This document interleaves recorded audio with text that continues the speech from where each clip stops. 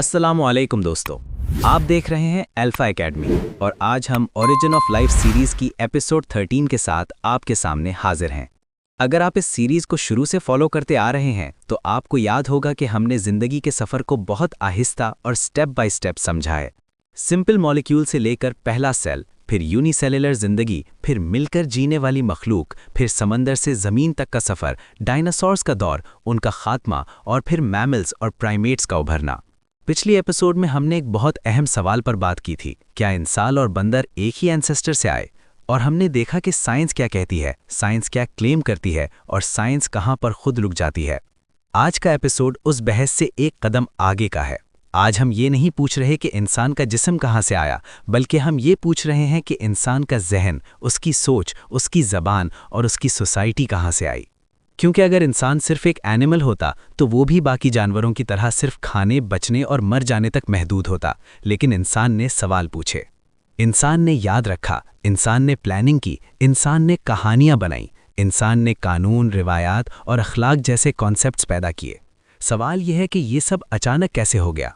सोचिए, अगर आज से हज़ारों साल पहले आप एक जंगल में खड़े होते और दूर से एक मखलूक को देखते जो ना पूरी तरह जानवर लगती, ना आज के इंसान जैसी होती, लेकिन वो आग जला रही होती, पत्थर से पत्थर टकराकर कुछ बना रही होती और अपने जैसे दूसरों के साथ मिलकर रह रही होती, तो आप क्या सोचते?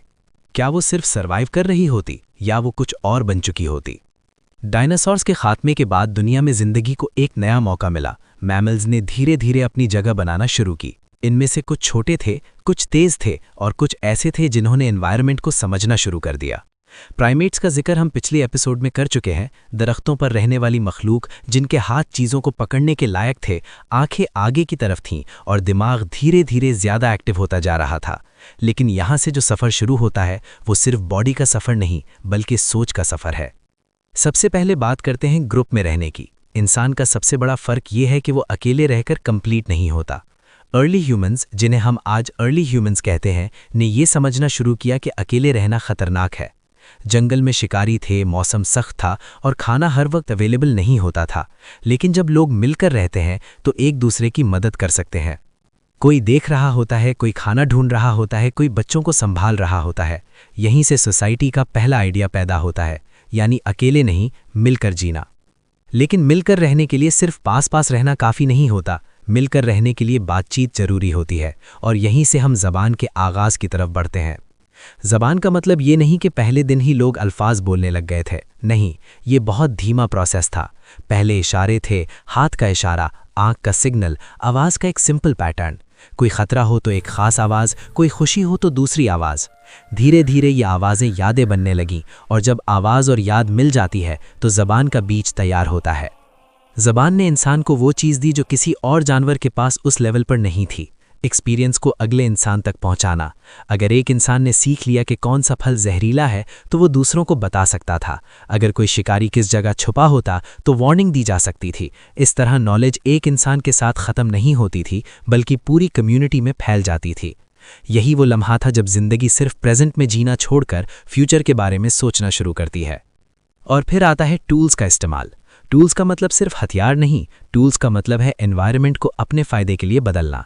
पत्थर को तेज़ करना, लकड़ी को शेप देना, आग को कंट्रोल करना। आग बहुत अहम चीज़ थी। आग से रोशनी मिली, गर्मी मिली, जानवरों से हिफाजत हुई और खाना पकाना मुमकिन हुआ। जब खाना पकता है तो जिस्म को कम एनर्जी लगती है उसे हज़म करने में और ज़्यादा एनर्जी दिमाग के लिए बच जाती है। ये एक छोटी सी बात लगती है, लेकिन इसी ने दिमाग की तरक्की को तेज़ किया। धीरे धीरे इंसान ने सिर्फ चीज़ों को यूज़ करना नहीं, बल्कि रूल्स बनाना शुरू किए। ये चीज़ मेरी है, वो चीज़ तुम्हारी है, ये ठीक है, वो गलत। यहीं से अखलाक यानी राइट और रॉन्ग का कॉन्सेप्ट पैदा होता है। और यहाँ पर साइंस भी खुद मानता है कि ये चीज़ सिर्फ सर्वाइवल से एक्सप्लेन नहीं होती, क्योंकि जानवर सर्वाइवल के लिए मारते हैं, लेकिन इंसान कभी कभी उस चीज़ से भी रुक जाता है जो उसके फ़ायदे में हो, सिर्फ इसलिए कि वो गलत लगती है। यहीं पर हम एक बहुत गहरा सवाल पूछते हैं, अगर इंसान सिर्फ एवोल्यूशन का रिजल्ट होता तो उसके अंदर मॉरल सेंस कहाँ से आया? इंसान क्यों पूछता है कि मैं कौन हूँ, मैं यहाँ क्यों हूँ, मुझे सही और गलत का फ़र्क क्यों महसूस होता है?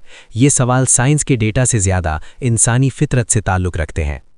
ये भी याद रखना ज़रूरी है कि हम यहाँ जो सफ़र एक्सप्लेन कर रहे हैं वो साइंस का सफ़र है, फाइनल हकीकत का क्लेम नहीं। साइंस खुद कहती है कि वो सिर्फ रिकॉर्ड्स और ऑब्जर्वेशंस पर बात करती है।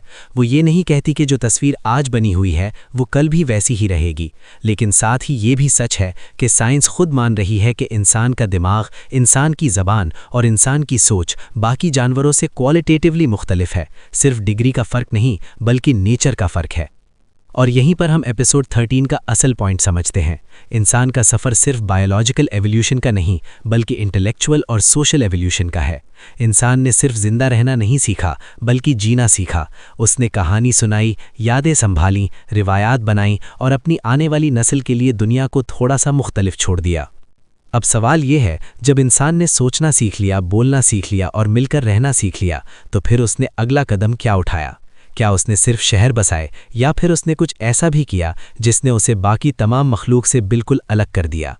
इसी सवाल का जवाब हम अगली एपिसोड में ढूंढेंगे, जहां बात होगी इल्म, ज़बान और जिम्मेदारी की, जहां इंसान सिर्फ सोसाइटी का हिस्सा नहीं रहता बल्कि सोसाइटी का रहनुमा बन जाता है। तो दोस्तों, अगर आप इस सफ़र को यहीं नहीं रोकना चाहते, अगर आप वाकई समझना चाहते हैं कि इंसान सिर्फ एक जिस्म नहीं बल्कि एक कहानी है, तो इस वीडियो को लाइक करें, चैनल को सब्सक्राइब करें और कमेंट में ज़रूर बताएं कि आपके लिए इंसान को सबसे ज़्यादा यूनिक चीज़ क्या लगती है। अल्लाह हाफिज़। मिलते हैं एपिसोड 14 में, जहां कहानी और भी गहरी हो जाएगी।